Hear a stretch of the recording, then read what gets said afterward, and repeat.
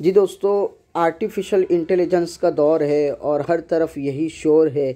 तो कुछ डेमो इस काम करते हैं। देखें, आज से चंद दहाइयों पहले कंप्यूटर और सॉफ्टवेयर जब आम होना शुरू हुए थे तो उन्होंने इंसानी मुआशरे पर बहुत गहरा असर अपना छोड़ा था, बल्कि दुनिया का निज़ाम बदल डाला था और तालीमी निज़ाम के ढांचे को तब्दील कर दिया, कारोबारी सिस्टम को तब्दील कर दिया था।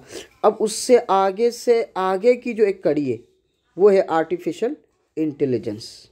मतलब ये है कि सॉफ्टवेयर को किसी न किसी हद तक जो किसी न किसी दर्जे में सूझ समझ दे दी जाएगी, जिससे वो इंसान की बातें समझेगा और वो सीखेगा और इंसान की प्रॉब्लम सॉल्व करेगा, इंसान से बातें करेगा। दरअसल रिवायती कंप्यूटर जो होते थे उनका कमाल इतना था कि वो इंसान के मुकाबले में कई गुना तेज़ काम करते थे, कई गुना तेज़ कैलकुलेशन करते थे और कंपटीशन कर लिया करते थे।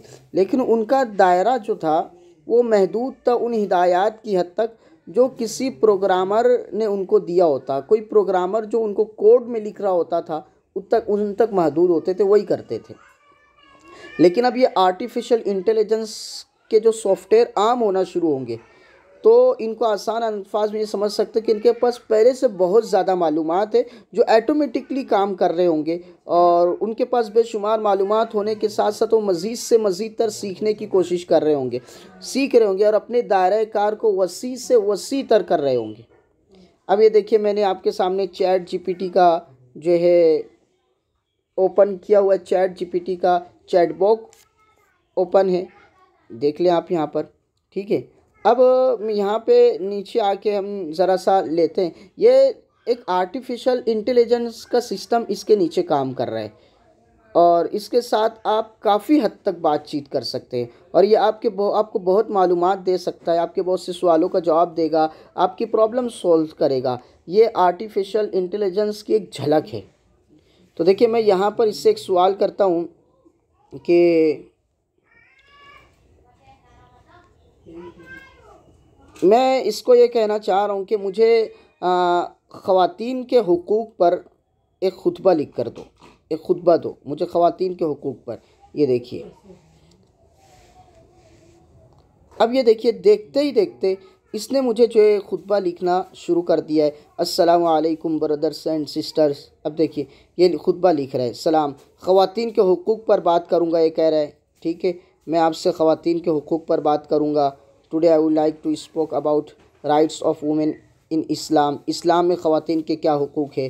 ठीक है, फिर अल्लाह की नज़र में ये कह रहा है कि अल्लाह की नज़र में मर्द और औरत दोनों इक्वल है, दोनों सेम है, दोनों को एक तरह के राइट्स है, दोनों बराबर है, दोनों की ज़िम्मेदारियाँ अलबत्ता अलग अलग है कुरान से। फिर उसने देखें आप आगे ये पूरी तफसील से हमारे सामने बात कर रहा है। ठीक है, ये इस तरह से। अच्छा, ये कुरान के हवाले भी देता है, अभी तो नहीं दिया इसने, लेकिन ये कुरान करीम का हवाले भी देगा। मैं फिर से इससे सवाल करता हूँ, जैसे उर्दू में हम सवाल कर लेते हैं।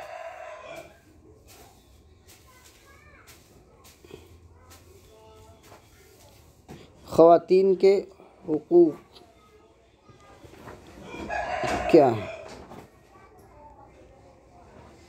ये देखिए, ख़वातीन के हुकूक़, ये ख़वातीन के बुनियादी हुकूक़ हमें बताएगा।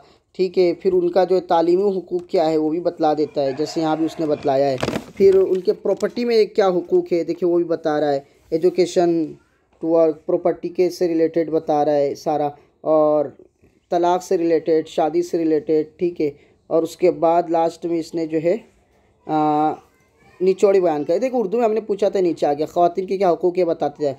इस सलाम बहनें और भाइयों, आज मैं ख़वातीन के हुकूक़ में बात करना चाहता हूँ। पहले से ज़्यादा ज़रूरी है कि समझे कि इस्लाम में मर्द और ख़वातीन के हुकूक़ की, देखिए मैंने इस्लाम लिखा ही नहीं दूर दूर तक, लेकिन उसको कैसे समझ में आ रहा है, क्योंकि इस्लाम ही बात करता है ख़वातीन के हुकूक़ की, के हुकूक़ से हमारे दोनों जिन्स इस्लाम में अल्लाह की नज़र में बराबर है और दोनों की ज़िम्मेदारियों और फ़र्ज़ियात की पूरी करनी चाहिए। इस्लाम में ख़वातीन को तालीम हासिल करने, काम करने और मिल्कियत होने, यानी जायदाद होने और वरासत के हुकूक़ हासिल है। वो इत्तेफ़ाक़ात में शामिल होने और एहतराम और नेकी से मिलाने के हुकूक़ रखते हैं। ये ठीक है, अभी इसकी उर्दू थोड़ी ठीक नहीं है क्योंकि अभी ये टेस्टिंग पीरियड में चल रहा है। इस्लाम में शादी मर्द और ख़वातीन के बीच से एक शराकत है, जहाँ मर्द और ख़वातीन के दोनों के हुकूक़ और फ़र्ज़ियात हैं। मर्द को ख़वातीन की नफ़्ती हिमायत करनी है, यानी मर्द नफ़क़ा उठाता है, ख़र्चा उठाता है, औरत के मोहब्बत एहतराम से मिलाना, ये सारा देखिए तफसील से जो इसने हमारे पास जो है लिख कर दे दिया है। और लिखेगा मेरे ख्याल से, सोच रहा होगा अभी ये, और उसके बाद लिखेगा इस एतबार से, क्योंकि मजमून अभी पूरा नहीं हुआ मेरे ख्याल से, लेकिन फिर भी देखिए काफ़ी हद तक अभी टेस्टिंग मूड में भी इसने काम करके दे दिया है। बहुत शुक्रिया। तो आप जो है इससे सही फ़ायदा उठाएं, स्कूल के एतबार से, नॉलेज के एतबार से, बहुत सारी चीज़ें आप यहाँ से सीख सकते हैं और आपको सीखने को मिल जाएगी यहाँ पर। अल्लाह तबारक व तआला जो है हम तमाम को इससे ज़्यादा से ज़्यादा फ़ायदा उठाने की जो तौफ़ीक़ अता फ़रमाए। ये देखिए ना, औरतों के हक़ से हमने एक सवाल, आप इससे रिलेटेड और भी कुछ पूछें। हमने एक काम दिया, फ़ौरन इसने काम करके दे दिया। ये अब ये देखिए, जैसे जैसे दुनिया आगे बढ़ेगी ये सिस्टम ज़्यादा से ज़्यादा इस्तेमाल होने लग जाएंगे और मंज़र आम पर आने लग जाएंगे, तो इनका माशरे पर बहुत ही गहरा असर पड़ेगा, हम पर, माशरे पर। जी, जैसे कि बहुत सारे जो रोज़गार के ज़राए हैं वो ख़त्म हो जाएंगे, इंसानों के हाथ से निकल जाएंगे, इन सिस्टम की तरफ लोग जब चले जाएंगे। तो अब हम देखें कि हमें ये सोचना है कि हम इससे क्या फ़ायदा उठा सकते हैं, हमारी नस्लें इससे कैसे फ़ायदा उठाएंगे, हम इसके लिए कितना तैयार है। आज के बच्चों को इसी दुनिया में ज़िंदगी गुजारना है। आप सोचिए कि नॉलेज बिल्कुल आम हो जाएगी, एक क्लिक पर नॉलेज होगी, एक क्लिक पर। और इंसान नुमा डॉक्टर, सोचिए जब ये इस तरह की चीज़ें आम होगी तो इंसान नुमा डॉक्टर की किस कदर ज़रूरत रह जाएगी, इंसान नुमा वकला की, वकील की कितनी ज़रूरत रह जाएगी।